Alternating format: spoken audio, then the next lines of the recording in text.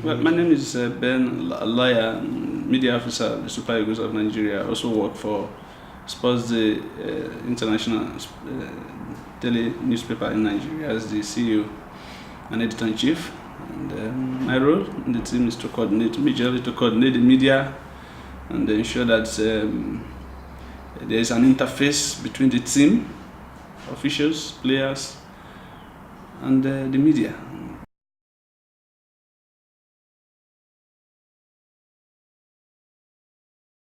Yeah, well, I must say the success goes to the technical crew and then the players.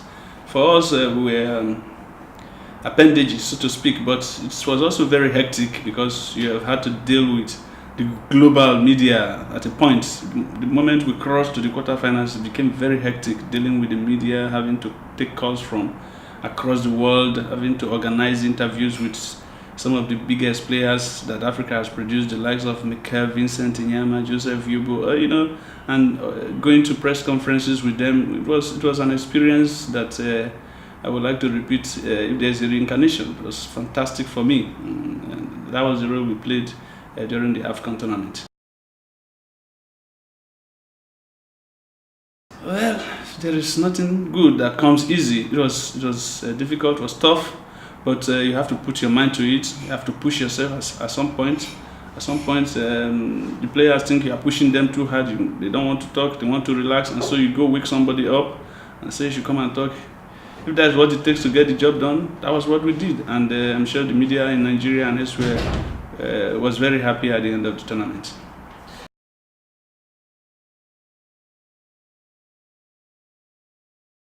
My best moment was, I must tell you, when we scored the second goal against the Elephants of Cote d'Ivoire, because before that match, there was so much tension surrounding the game.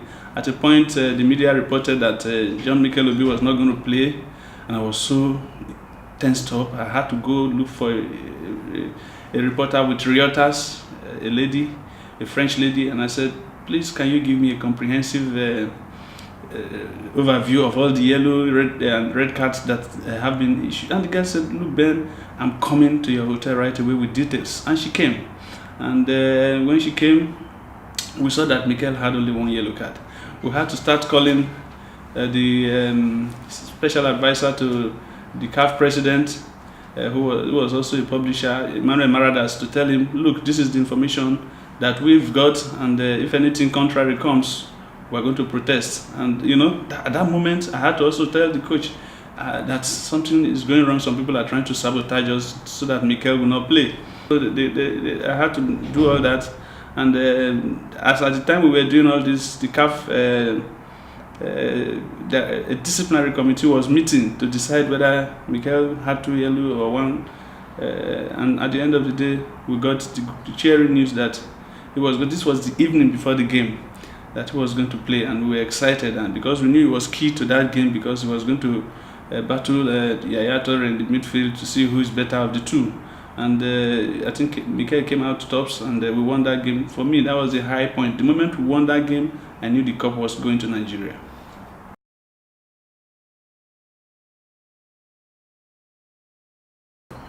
Absolutely. I must take it from the top, from the presidency. This is the first time under a year that the sitting president, Goodluck Jonathan, will attend 2 training sessions of the national team. He attended one in Abuja and one in Addis Ababa, Ethiopia. It was wonderful to see that. And then the leadership of the sports ministry, then come down to the Nigerian Football Federation, led by Alhaji Aminu Migiri. Then the technical crew headed by Big Boss Stephen Keshi. Wonderful people to work with, and I will do it all over again if these same people are in the saddle.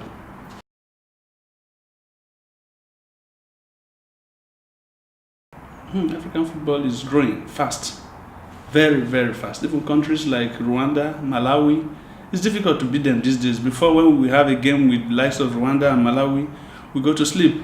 But even in our qualifiers, we had difficulties. Rwanda held us to a goalless draw at almost the last minute. They almost scored. I was there. I was scared. Liberia, it took us some time before we could pull a 2-2 draw in Monrovia. And when they came up, though we defeated them well. Look at what Ethiopia did. This used to be minnows in African football, but development is going quickly because of the advent of technology. They watch football internationally, and they also bring in some technocrats from elsewhere, and this is helping African football to grow.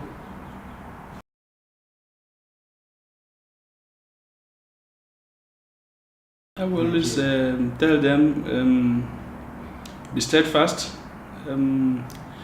don't put any person down, respect all, and put God first, because that is most important. And then make the job your first. Make the job like your wife, so that when anybody calls you even by 1 a.m. you pick up the phone and answer, because that is a means of livelihood. That is also, you are also developing yourself in a way, so it gives you the latitude, to mix with a lot of people of different tribes, religion, and all manner of. Treat them as one and give them the best. If you do that, you'll be a success.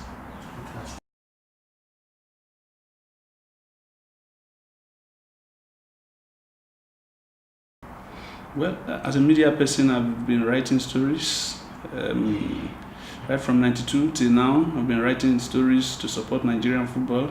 Now, as a media officer, I think I've been supporting the national team and the federation to ensure that Nigerian football gets to the height. I must also tell you that I'm a member of the Edo State Football Association. I'm actually the chairman of the Media and Publicity Committee of Edo State Football Association, and in my little way we've made contribution both financial and moral. So we have a reason to contribute to the growth of football in our space.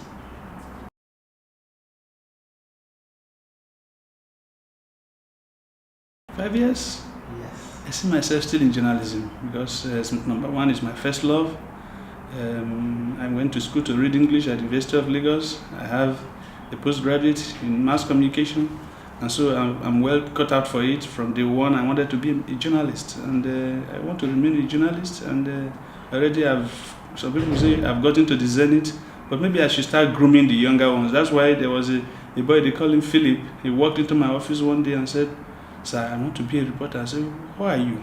He said, "No, he was just passing by.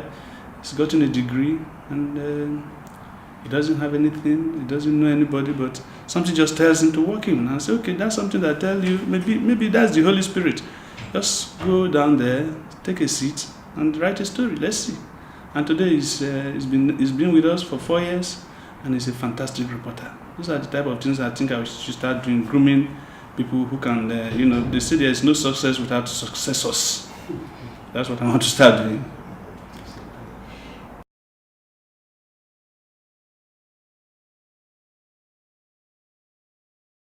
It's going to be tough, but we look up to the best. I know that the Super Eagles are well prepared. We give our all. We are thinking of going as far as the trophy, God helping, and we need a lot of luck. I know the Black Stars of Ghana also have a bunch of fantastic players who can help Africa, even the Elephants of Cote d'Ivoire, even Algeria. All the countries that have qualified will give a good account of themselves. West Africa is the powerhouse of African football, and that's why we have the three. Even Cameroon, we give their all with Samuel Eto'o and co. So it's going to be anybody who underrates Africa will do that at their own peril. We give our all, and I see Africa making some groundbreaking news come Brazil 2014.